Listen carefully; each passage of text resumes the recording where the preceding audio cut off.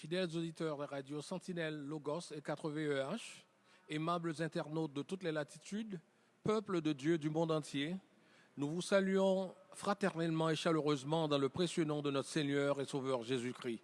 Nous sommes réunis au sanctuaire de l'Église de la communauté évangélique d'Haïti, Delma 75, numéro 28, pour vous apporter, avec l'assistance technique de Radio Sentinelle, l'étude biblique hebdomadaire de notre Église, le CEH, une étude biblique qui est conçue et présentée par le pasteur titulaire de notre Assemblée, le docteur Jacques Louis.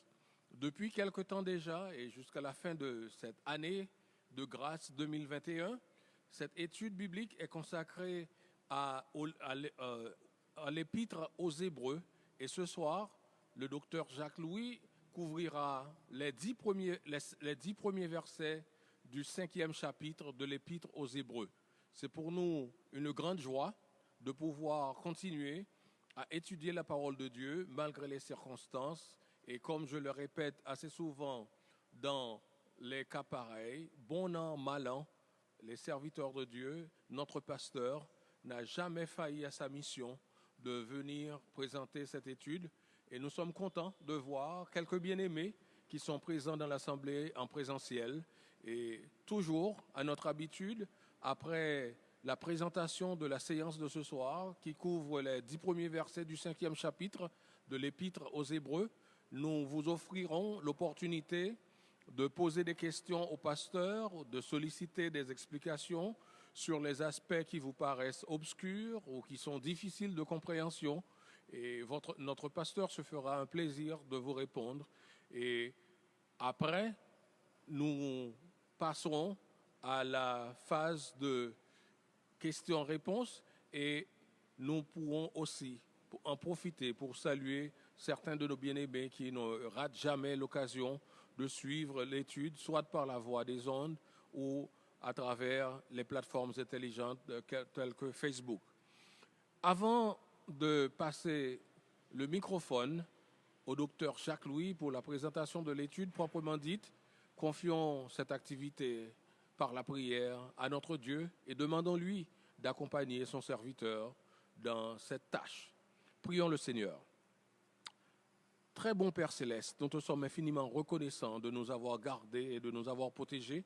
Merci d'avoir conduit nos pas ici, dans cette assemblée, dans ce temple qui t'est consacré, pour continuer à étudier l'étude de ta parole, celle qui nourrit notre âme et qui nous permet d'affronter non seulement les difficultés de ce monde présent, mais qui nous donne l'espérance d'avoir une vie bénie dans le monde à venir, le tien, où Jésus-Christ, le roi des rois, le Seigneur des seigneurs, notre roi et notre Seigneur, sauveur de tout l'univers, prendra sa part dans la direction de l'ensemble de l'univers.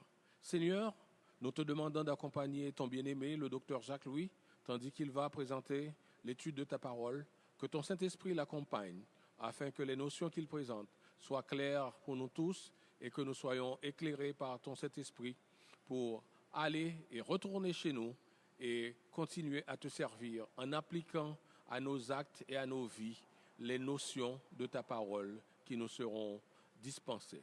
Écoute notre prière par Jésus-Christ, ton Fils bien-aimé, qui vit et règne avec toi au siècle des siècles. Amen. Et maintenant, c'est avec une grande joie que je cède le microphone au docteur Jacques Louis pour la présentation de la séance d'études de ce soir.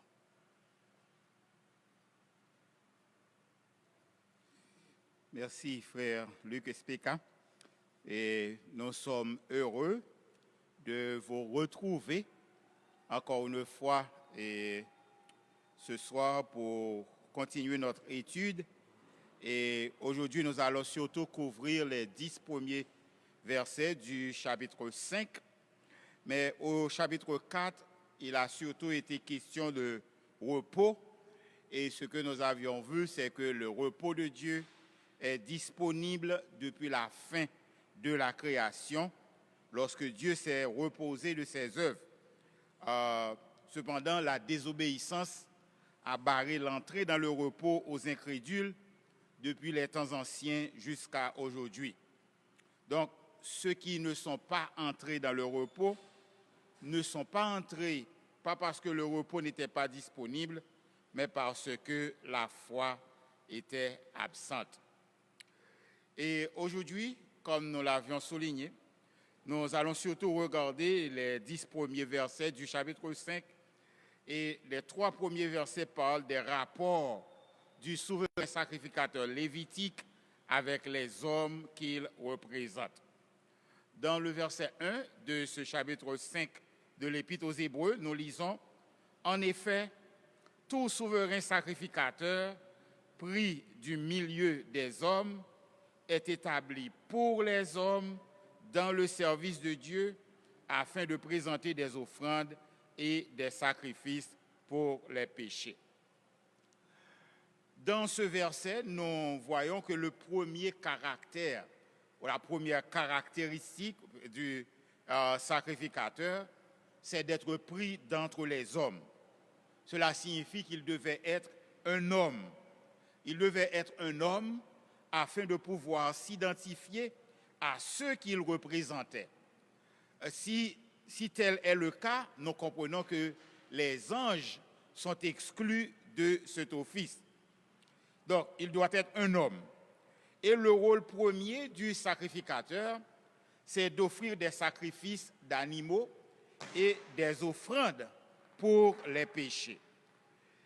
Donc, ça c'est son rôle premier, parce que normalement la question de l'expiation des péchés est associée directement à l'office du sacrificateur.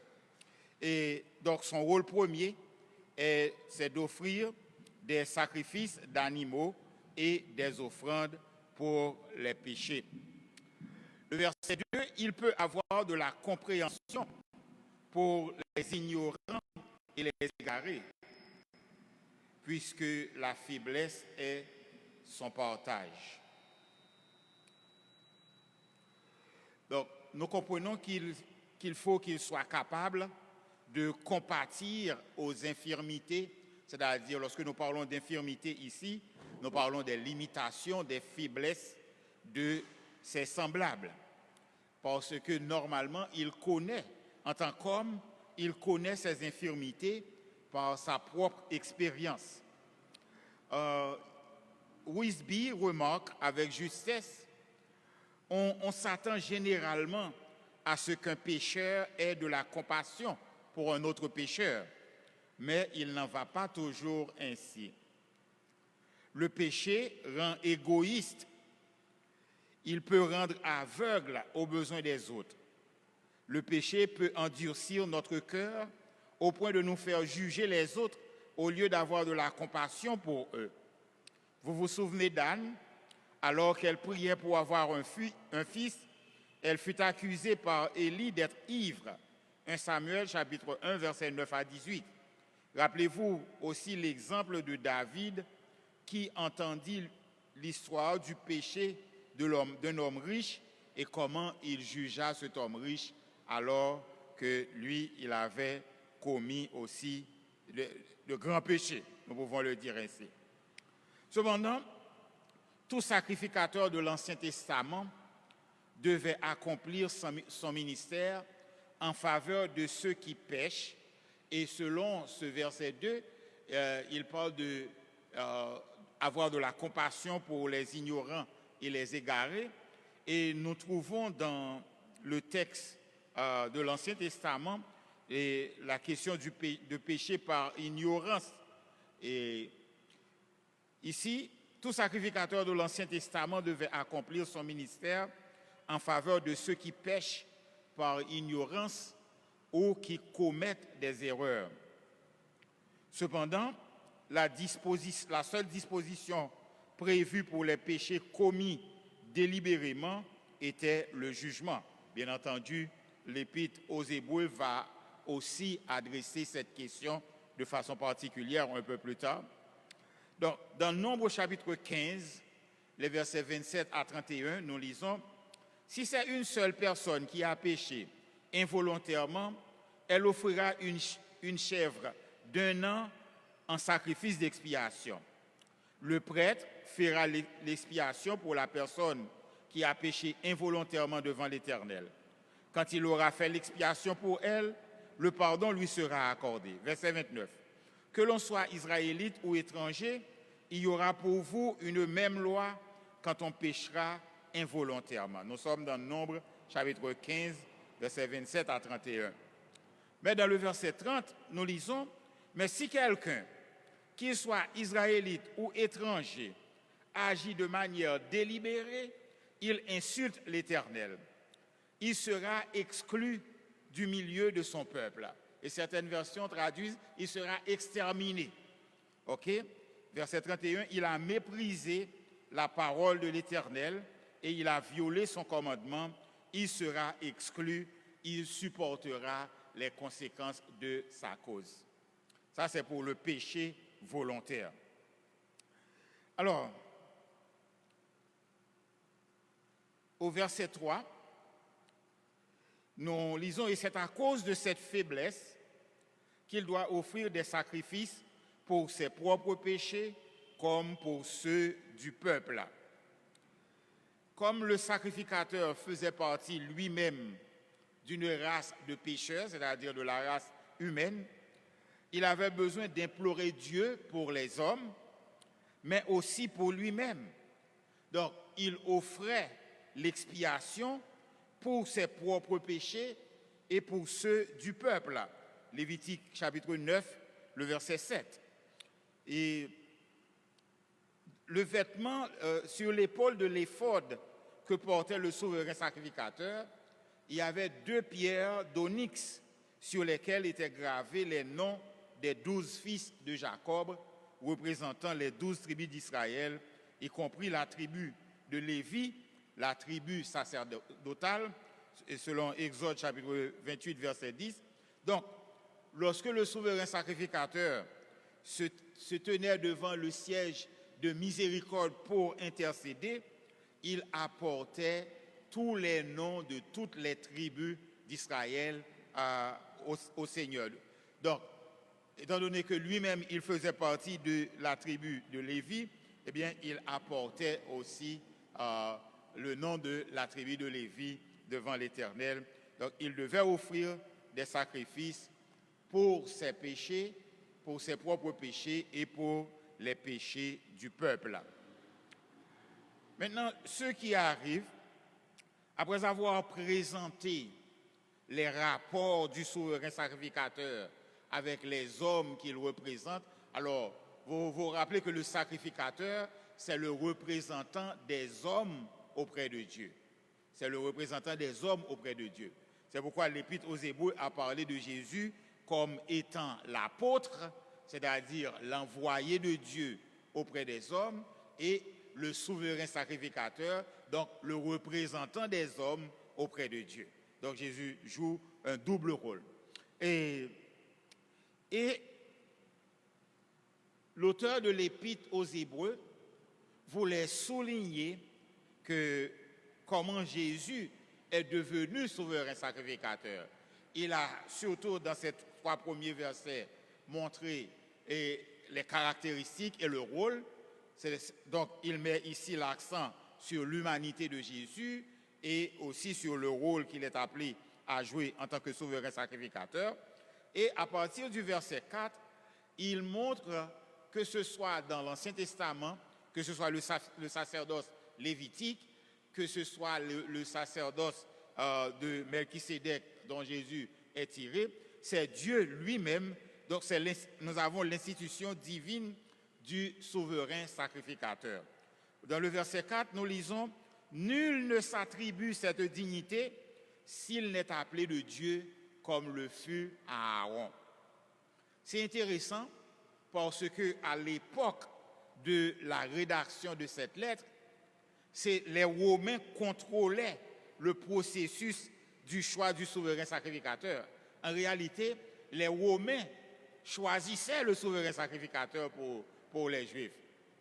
Alors que dans l'Ancien Testament, dans Exode 28, verset 1 et Nombre 3, verset 10, lorsque l'Éternel institua le sacerdoce, il dit à Moïse, « Tu feras venir auprès de toi ton frère Aaron et ses fils Nadab et Abihu, Éléazar et Ithamar.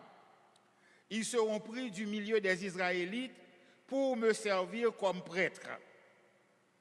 Tu veilleras à ce qu'Aaron et ses fils exercent les fonctions sacerdotales. Celui qui ne serait pas de leur famille et qui s'approcherait du tabernacle sera puni de mort. Exode 28, verset 1, Nombre 3, verset 10. Donc, le rôle de sacrificateur n'était pas une responsabilité que les hommes choisissaient comme une vocation. Ils devaient être appelés à cette tâche par Dieu, comme le fut Aaron. Personne en dehors de la lignée d'Aaron ne pouvait servir dans le tabernacle ou dans le temple, selon les textes que nous vous avions soulignés. Exode 28, verset 1, Nombre 3, verset 10.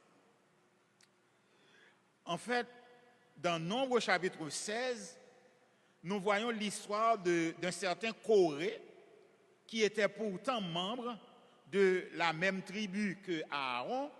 Coré conspira avec 250 membres du Grand Conseil d'Israël contre Moïse parce qu'il voulait démocratiser le sacerdoce et l'étendre à tous.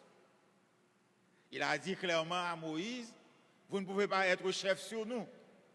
Alors, ce qui est arrivé, il voulait dire que nous aussi, nous pouvons exercer le sacerdoce. Et ce qui est arrivé, c'est que l'Éternel a ouvert la terre et les a tous engloutis. Dans Nombre chapitre 16. Donc, Coré était de la même tribu qu'Aaron, mais avec sa conspiration et en voulant démocratiser le sacerdoce que Dieu lui-même avait limité clairement, eh bien, il a été puni, il a été englouti avec tous ceux qui se sont rebellés avec lui. Donc, ce qui intéresse l'auteur de l'Épître aux Hébreux, en réalité, ce n'est pas l'Ancien Testament. Il fait la comparaison pour venir à Jésus-Christ et il le dit clairement dans le verset 5. Et Christ ne s'est pas non plus attribué la gloire de devenir souverain sacrificateur. Il ne s'est pas attribué cette gloire, mais il la tient de celui qui lui a dit « Tu es mon fils, je t'ai engendré aujourd'hui ». Verset 6. Comme il dit encore ailleurs, « Tu es sacrificateur pour toujours selon l'ordre de Melchisédek ». De même pour Aaron, l'affectation de Jésus comme souverain sacrificateur, l'auteur voulait établir que Jésus est souverain sacrificateur de source divine, qu'il a été établi par Dieu comme le fut Aaron. Il a été établi par un appel souverain. Mais comme nous avions remarqué dans l'Ancien Testament, alors dans le texte que nous avions lu, que Jésus, selon ce que nous savons de la généalogie de Jésus, il n'a aucun lien de parent alors. Comment dire ça? Il ne fait pas partie de la tribu de Lévi, donc il ne descend pas d'Aaron. Comment peut-il être souverain sacrificateur alors que Dieu avait clairement dit que ce sont ceux de la lignée d'Aaron qui doivent être sacrificateurs? Donc, disons que l'affectation de Jésus comme souverain sacrificateur est de source divine. Il a été établi par Dieu par un appel souverain, n'ayant rien de commun avec une généalogie humaine, puisque Christ n'est pas de la lignée d'Aaron. Donc, la question que peut-être Maître Dénéus aurait posée, que je pose pour lui, Dieu se serait-il contredit en choisissant son fils comme souverain sacrificateur? Et la réponse c'est non. Il a établi Christ comme souverain sacrificateur, non selon l'ordre d'Aaron. Et vous comprenez ici, lorsque nous parlons d'ordre, ce n'est pas un commandement, c'est surtout une lignée du sacerdoce. Non selon l'ordre d'Aaron, mais selon l'ordre de Melchisédek. Selon l'ordre de Melchisédek. Bien entendu, les catholiques, les prêtres sont divisés par ordre. Pour bien comprendre ce que nous voulons dire, il y a l'ordre des puritains, l'ordre, je ne me rappelle pas, des Montfortins, ok, il y a beaucoup d'ordres. Ok, d'accord. Donc Jésus a été établi selon l'ordre de Melchisédek, pas selon l'ordre d'Aaron.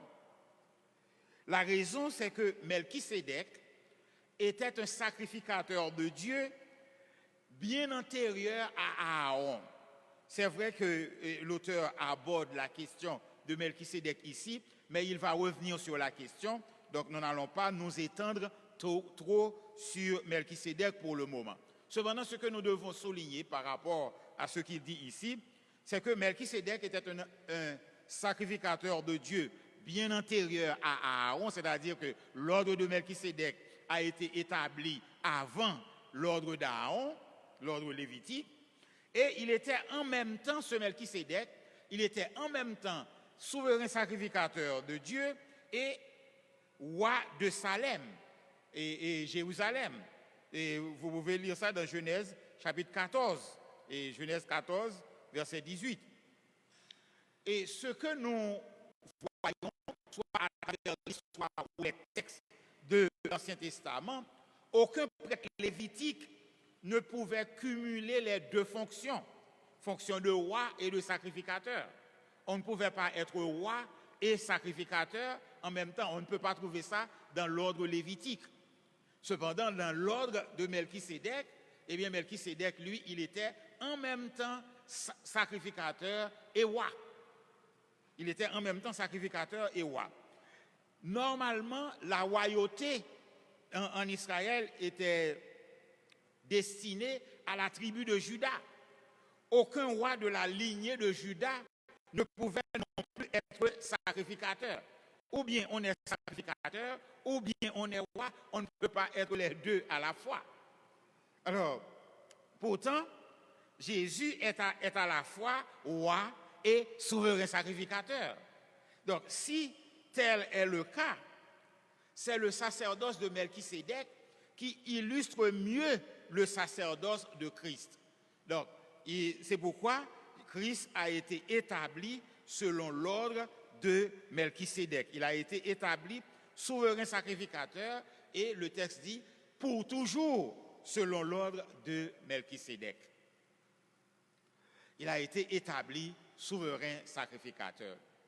Donc, ici, l'auteur de l'Épître aux Hébreux répond à l'objection de ceux qui diraient si Christ n'est pas de la lignée d'Aaron, comment peut-il être souverain sacrificateur? Et il dit il a été établi souverain sacrificateur par Dieu, mais selon l'ordre de Melchisédek.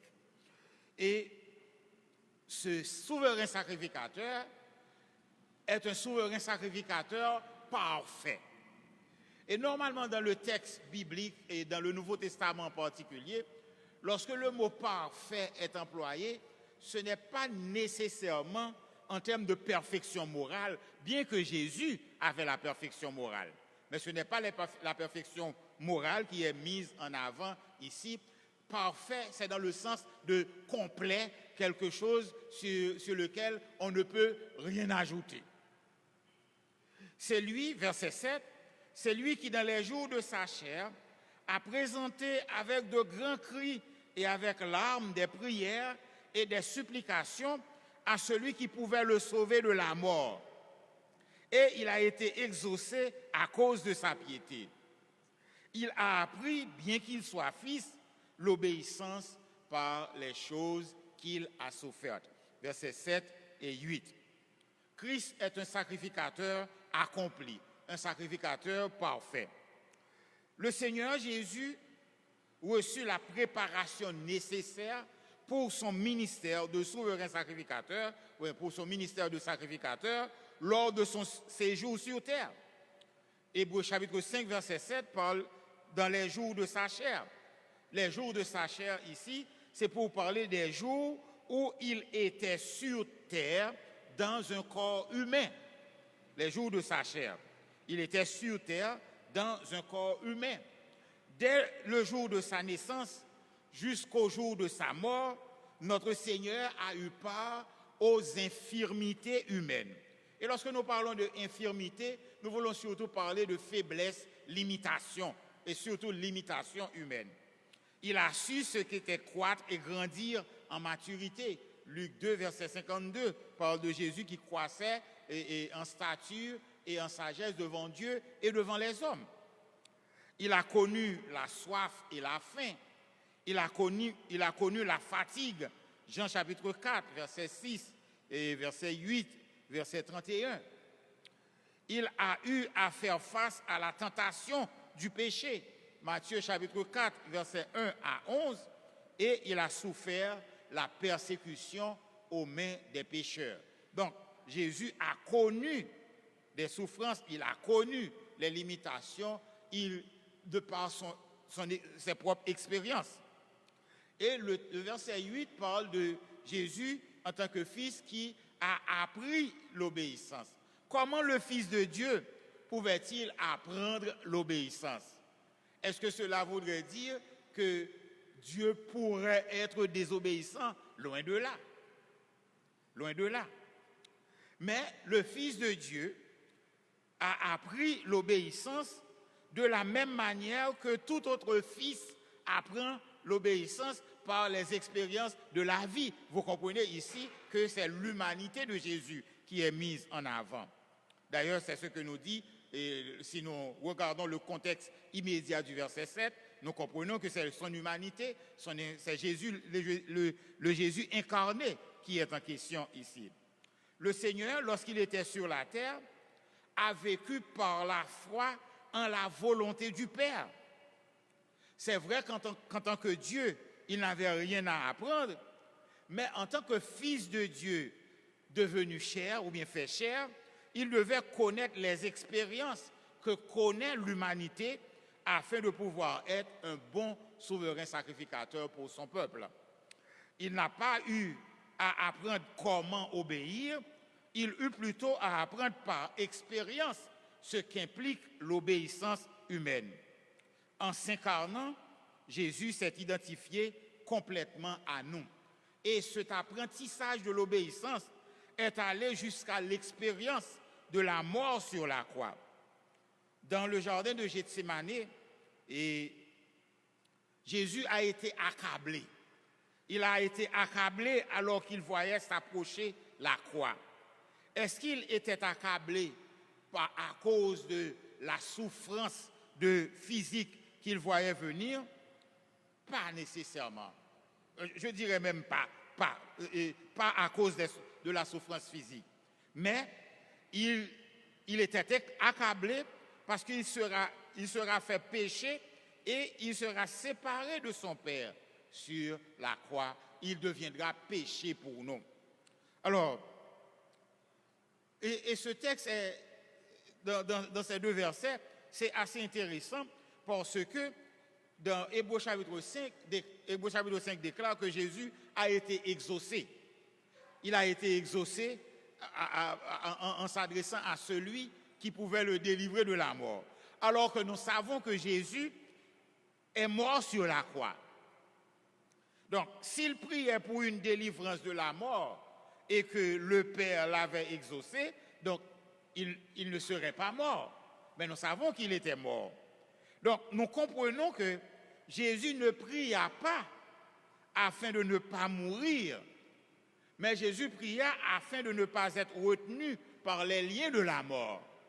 Et Dieu exauça sa prière en le ressuscitant des morts. Voici comment Dieu exauça sa prière, c'est en le ressuscitant des morts. Donc, Jésus, quelles que soient les épreuves que nous rencontrons, il est capable de nous comprendre, il est capable de nous aider, il est capable de nous fortifier parce qu'il a connu le pire. Jésus est un souverain sacrificateur accompli.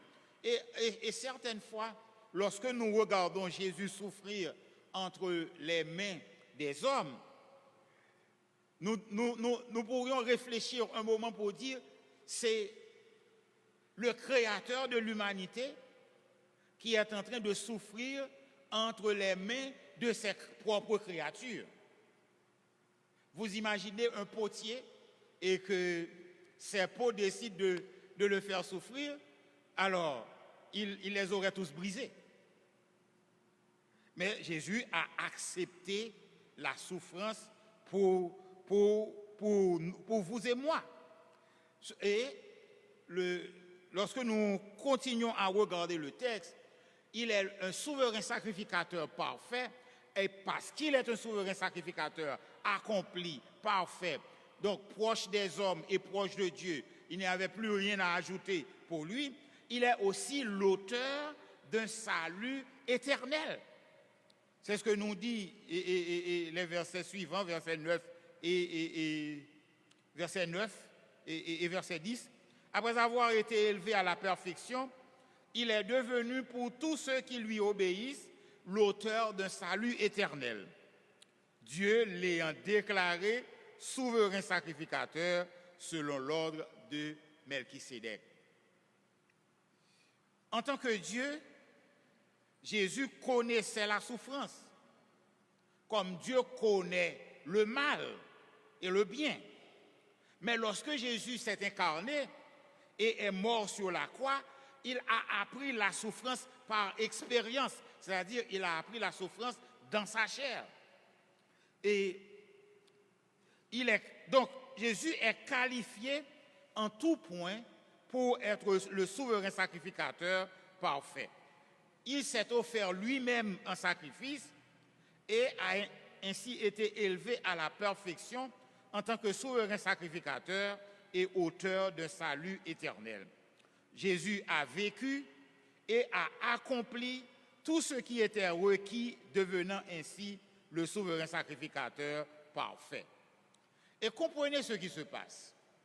Lorsque nous parlons de Jésus comme étant souverain sacrificateur, nous devons tout de suite penser à l'implication de l'accès auprès de Dieu. Parce que, rappelez-vous le système lévitique dans l'Ancien Testament, c'était le sacrificateur qui avait l'accès auprès de Dieu. En réalité, c'est le souverain sacrificateur qui entrait dans le lieu très saint une fois par an, le jour de l'expiation.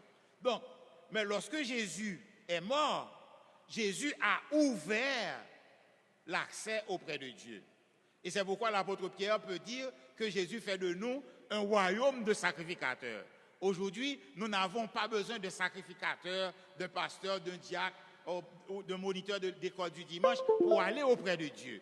Parce que l'accès auprès de Dieu, donc Dieu nous est accessible. Donc nous sommes devenus des sacrificateurs parce que nous avons accès auprès de Dieu. Et c'est Jésus, le souverain sacrificateur, qui a ouvert l'accès auprès de Dieu. Il a ouvert la voie du salut éternel. Et il nous a donné ce salut. Il est la source de ce salut. Le texte dit qu'il est l'auteur d'un salut éternel.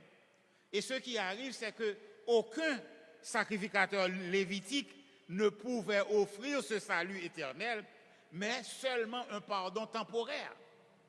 D'ailleurs, l'auteur de l'Épître aux Hébreux va argumenter un peu plus tard et que ce qui se faisait dans l'Ancien Testament couvrait les péchés. Mais alors que Jésus nous a donné un pardon et un salut éternel. Et c'est par un seul acte, une seule offrande, un seul sacrifice qu'il a conduit pour toujours à la perfection ceux qui acceptent son sacrifice. Christ est la source du salut pour tous, mais seuls ceux qui lui obéissent sont sauvés. Alors, là encore, nous devons nous arrêter pour dire que le salut ici, dans ce texte, dépend de notre obéissance à Dieu, alors que dans beaucoup d'autres passages, le salut dépend de la foi. Comment concilier cette contradiction apparente? Cette contradiction apparente est ici, obéir à Dieu signifie se confier en Dieu. Ainsi, ceux qui lui obéissent sont ceux qui ont mis leur foi en Jésus-Christ. Et Actes 6, verset 7 dit « On vit même de nombreux prêtres embrasser la foi et obéir au Seigneur. » Et 1 Pierre 1, 22 parle « Par votre obéissance à la vérité, vous avez purifié vos âmes. » Donc, obéissance ici, obéir à Dieu ici, signifie clairement se confier en Dieu. D'ailleurs, celui qui ne se confie pas en Dieu ne va pas chercher à vivre la vie de Dieu. OK? Donc, ceux qui lui obéissent, ce sont ceux qui ont mis leur foi en Jésus-Christ. Donc, c'est vrai que nous allons regarder d'autres éléments sur Melchisédek, mais l'auteur répète encore cette question et l'ordre de Melchisédek dans ce verset 10 de l'Épître aux Hébreux. Nous savons que l'Éternel avait attribué à Melchisédek une prêtrise qui lui était propre, une prêtrise qui ne concernait que lui et qu'il ne pouvait transmettre ni à son fils ni à quelqu'un d'autre. C'est dans ce sens que l'auteur de l'Épître aux Hébreux montre que ce personnage mystérieux, ce Melchisédek, était un type, un exemple, une figure, un modèle qui annonçait le grand prêtre parfait, le grand prêtre éternel et qui donne la vie à ceux qui croient en lui et qui offre un salut parfait, un salut éternel à ceux qui croient en lui. Et le texte nous dit clairement qu'il est l'auteur d'un salut éternel. Donc, en termes de conclusion, nous pouvons dire que l'auteur de l'Épître aux Hébreux, dans ce chapitre 5, les versets 1 à 10, a d'abord montré comment est le rapport du sacerdoce lévitique avec le peuple que les sacrificateurs servaient. Mais en montrant cela, il a surtout souligné que le prêtre, le sacrificateur, est établi par Dieu. C'est vrai, il a parlé d'Aaron et il dit, de même qu'Aaron a été établi par Dieu, Christ aussi a été établi par Dieu. Et puisqu'il avait souligné que le premier caractère du sacrificateur, c'est d'être un homme, nous savons que les anges ne peuvent pas être sacrificateurs, mais Jésus, en tant qu'homme, est sacrificateur. Et le sacrificateur devait offrir des offrandes pour les péchés, des sacrifices et des offrandes pour les péchés. Et nous savons que Jésus s'est offert lui-même pour expier nos péchés. Et ce Jésus, il a appris l'obéissance, il a vécu, il a connu toutes les faiblesses humaines, il a été tenté, bien entendu, l'auteur va souligner sans commettre de péché, et il a connu la soif, il a connu la faim, il a connu la fatigue, il a ressenti les coups de fouet, et Jésus-Christ a souffert, il a beaucoup souffert pour nous donner le salut, et ce salut est un salut éternel. Ceux qui reçoivent le salut éternel offert par le souverain sacrificateur Jésus deviennent membres de la famille de Dieu. En croyant en Jésus, notre destinée change. En croyant en Jésus, nous commençons une nouvelle vie, une vie de disciples avec le Christ vivant. En croyant en Jésus, nous partageons sa vie présente, de même qu'il a partagé notre humanité pour pouvoir souffrir à notre place, nous partageons sa divinité pour pouvoir jouir de sa gloire future avec lui. Alors je vais m'arrêter là pour voir si vous n'avez pas de questions ou de commentaires et ce sera tout pour aujourd'hui si vous n'avez pas de questions ou de commentaires.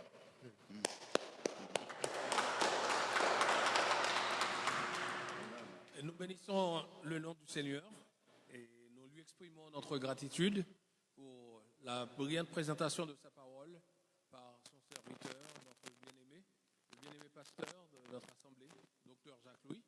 Et sans plus tarder, je vais, juste avant de passer le microphone à notre frère pour la première intervention, notre frère qui ne rate jamais sa place et qui la reprend, sans vouloir la céder à qui que ce soit. J'en profite pour saluer notre frère Osner Févry, qui nous suit depuis l'étranger, même éloigné avec son épouse Yannick. Nous savons, il est rentré, mais nous savons, même s'il n'est pas en présentiel de l'Assemblée, il suit de près tout ce qui se passe et veille à ce qu'il n'y ait aucune interruption. Je voudrais aussi saluer très rapidement certains bien-aimés qui suivent l'étude.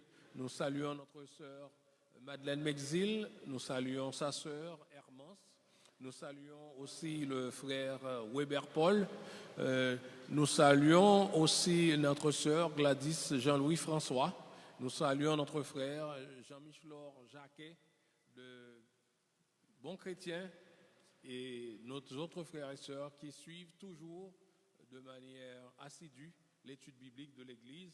Et je rappellerai à tous les numéros de téléphone pour ce soir. C'est le 3702 53 89 et le 34 46 71 44 pour les questions au docteur Jacques Louis. Et nous allons maintenant accueillir le premier intervenant, c'est notre frère et notre ami, collègue, GS-Piste, docteur Joël Deneus, pour la première question. Merci, frère Luc. Et nous remercions le pasteur pour une si belle étude. Et c'était vraiment enrichissante. Et les questions que j'avais sont en quelque peu dissipées, sinon que deux qu'il me reste. Et la première, pourquoi une femme ne pouvait-elle pas être une sacrificatrice dans les temps anciens? S'agissait-il d'une délimitation ou discrimination sociale, culturelle, économique et anthropologique à l'égard de l'égalité du genre? Ok. Je reviens. D'accord. Alors, ce que nous voyons en particulier, c'est que, en fait, dans votre question, il y a beaucoup des éléments de réponse en termes de questions de culture, de tous ces éléments-là. Mais ce qui arrive aussi, si nous voulons rester dans la Bible, nous voyons toujours que Dieu, lorsqu'il y a des hommes capables, disons d'abord que Dieu accorde d'abord le leadership aux hommes. Leadership, que ce soit à l'église ou que ce soit dans la famille. Donc, nous pouvons noter que même dans ces temps où on parle de l'égalité des genres, mais il n'a jamais été question pour Dieu de problème d'égalité de genre, parce que tout simplement il a confié le leadership au mal. Et vous vous rappelez lorsque le péché, au moment de la chute, Dieu savait que c'est Ève qui a mangé en premier.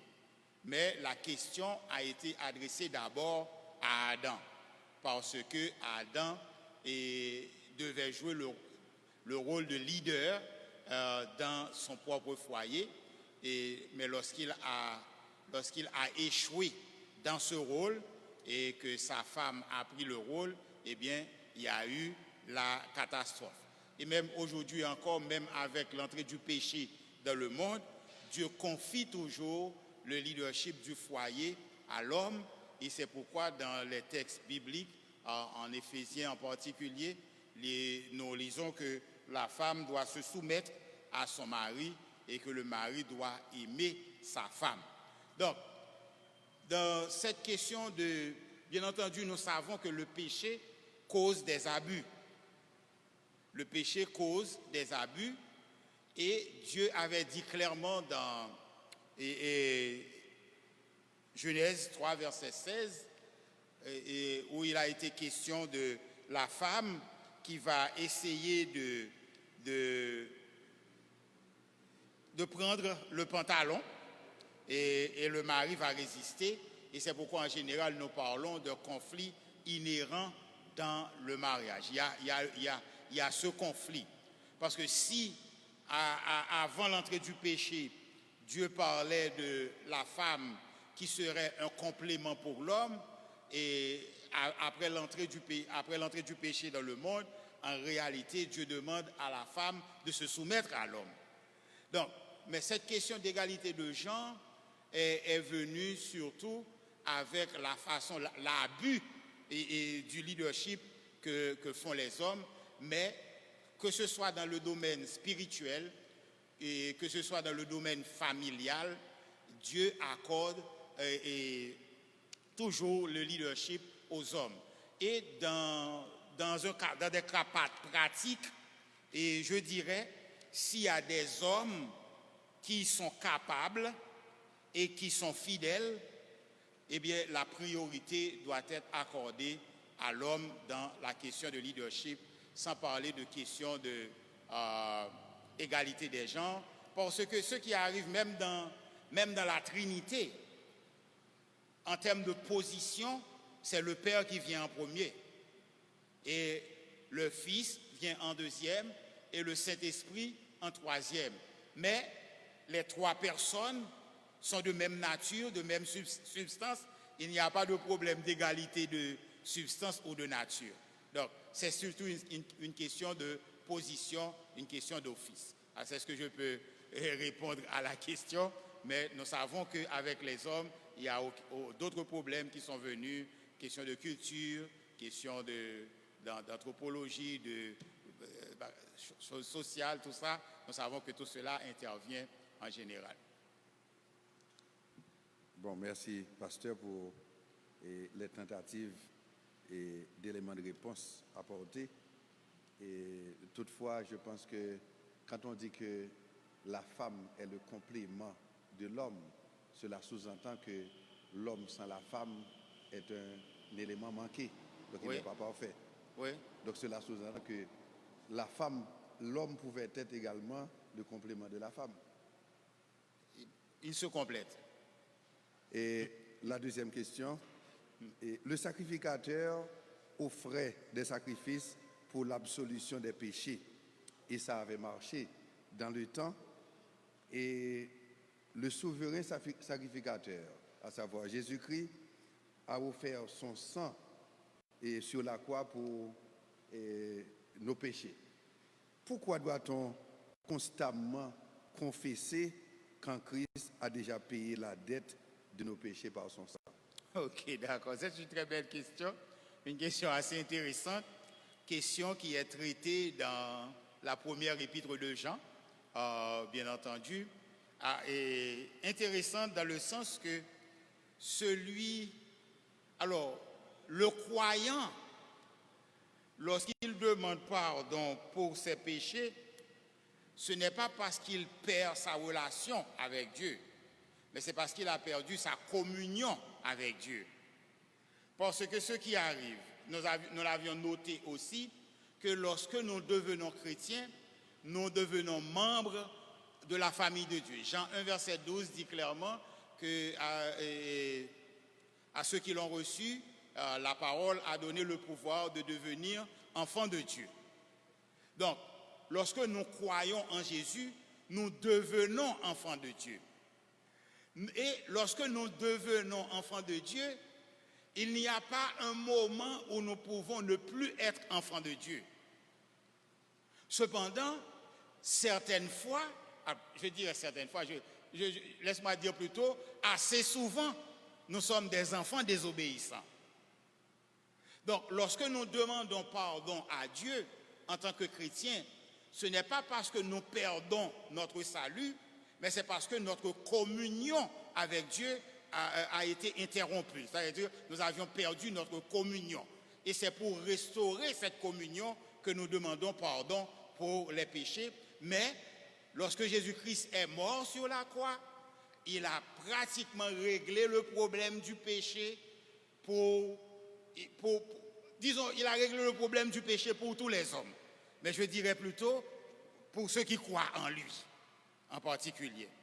Alors, ce qui arrive, lorsque nous demandons pardon, c'est parce que lorsque nous faisons quelque chose à notre père ou à notre mère, eh bien, ça va briser la communion. Et si ça brise la communion, il faut restaurer la communion. Je vais donner un exemple. Je vais prendre un exemple un exemple assez banal. Disons que moi, Jacques, j'ai un fils, et ce fils me déshonore, par exemple, en devenant en devenant un bandit, par exemple. En tant que pasteur, je suis indigné et je demande à faire un point de presse. J'ai les organes de presse présents et je leur montre la copie de l'acte de naissance de mon fils et je déchire devant tout le monde et je dis que je ne veux plus rien voir avec cet homme-là. D'ailleurs, il ne pourra pas hériter de mes biens. Tout le monde va dire, mes amis, il a fait vraiment quelque chose de radical. Mais vous savez ce qu'on va dire? Chaque fois qu'on me voit, on va dire, vous savez que pasteur Jacques a déchiré l'acte de naissance de son fils devant la télévision. Il y a toujours le lien, bien que j'ai déchiré l'acte de naissance, mais on dit toujours que c'est mon fils. Et lorsqu'on le voit, on dit, tu vois ce jeune homme-là, c'est un bandit. Et son père est un pasteur, il a déchiré. Donc, la relation de père et de fils ne peut pas se perdre. La communion, oui, ça se perd. Peut-être qu'on ne va jamais être ensemble comme vraiment vivre la relation et vivre la communion père et fils, mais cette relation de père et fils, c'est éternel. Il n'y a rien que je puisse faire pour effacer cette relation. Donc, lorsque nous demandons pardon en tant que chrétiens, nous demandons pardon pour la restauration de la communion avec Dieu, parce que nous devons vivre en communion avec Dieu pour éviter le péché, pour pouvoir, disons même pour ne pas laisser accès à Satan sur notre vie. Okay. Oui, pasteur, je suis d'accord. Et si vous, par exemple, vous déchirez l'acte de naissance de votre fils en présence des médias et des foules, etc., et peut-être même devant l'Assemblée. Donc on va peut-être dire que cet homme-là, il est fou, parce que ce n'est pas le déchirement de l'acte de naissance qui fait de vous que vous ne soyez pas et plus le père. Oui. Donc maintenant, il fallait voir un avocat pour introduire une action en désaveu de paternité. Et oui, ça peut se faire. Oui, mais on peut donc, faire si ça, mais si vous avez un jugement, il va toujours être votre fils. Non, si vous avez un jugement de désaveu de paternité, eh bien, le fils ne va pas vous hériter. Oui. Et vous-même, vous n'aurez aucun lien, sinon peut-être par pitié, comme vous faites du bien à tout le monde, donc il peut être considéré comme un élément comme tout le monde. Oui, il peut être déshérité, mais tout le monde va dire c'est le fils déshérité de Jacques. Donc, la question de fils et de père, ça va toujours apparaître. Donc, quand on ajoute déshérité, donc maintenant c'est déjà un accro. D'accord. Merci, docteur Jacques-Louis, d'avoir apporté des réponses complètes aux questions combien difficiles et toujours astucieuses de notre ami et frère Joël Dénéus. J'espère que ça aura éclairé plus d'un, parce que, comme vous le savez, l'esprit humain n'a pas de limite dans son imagination. Et nous allons profiter en attendant s'il y a d'autres questions que nos frères bien-aimés s'avancent et à ma droite et interviennent au microphone. Je vais en profiter pour saluer notre frère Jean-Hubert Mexil, qui se réjouit de l'organisation de cette étude biblique de notre Église. Nous saluons notre branché, toujours, qui suit l'ensemble de nos activités. l'étude biblique, nos messages, nos cultes d'adoration, le pasteur Joël Métellus. Merci d'avoir attiré notre attention sur le petit inconvénient du son. Le problème a été résolu selon ce que m'a dit la régie. Et je voudrais enfin saluer notre sœur Myrlande Beaupère, qui aussi est des nôtres et qui suit l'étude biblique qui se déroule actuellement. Nous en sommes à la phase questions-réponses. Je n'ai pas vu d'autres frères et sœurs s'avancer et laissez-moi aussi en profiter pour saluer des frères et sœurs qui nous ont rejoints dans l'assemblée, dans l'enceinte, en présentiel. Lorsque nous avons démarré l'étude, l'activité, ils n'étaient pas encore là, mais ils nous ont rejoints, ce qui fait que nous avons maintenant dépassé le quorum Jésus et c'est avec joie que cette étude s'est déroulée à notre présence et que nous avons appris et suivi les notions de ce chapitre, des 10 premiers versets de l'Épître aux Hébreux, combien important, je voudrais dire, ces notions combien importantes pour nous chrétiens et des notions qui devraient être encore plus évidentes pour nous en tant que chrétiens non juifs, parce que la difficulté pour les juifs, c'est qu'ils attendaient un roi qui les gouvernerait et à la manière humaine, alors que Jésus était venu dans sa gloire, mais qu'il n'a pas gouverné comme les hommes. Alors, les Juifs ne l'ont pas accepté comme ce roi parce que les manifestations de pouvoir auxquelles ils s'attendaient ne se sont pas avérées à leurs yeux. Et c'est pour cela qu'ils ont, jusqu'à ce jour, la majorité d'entre eux, des difficultés à accepter Jésus-Christ comme loin que l'Éternel avait promis pour délivrer Israël et le monde entier.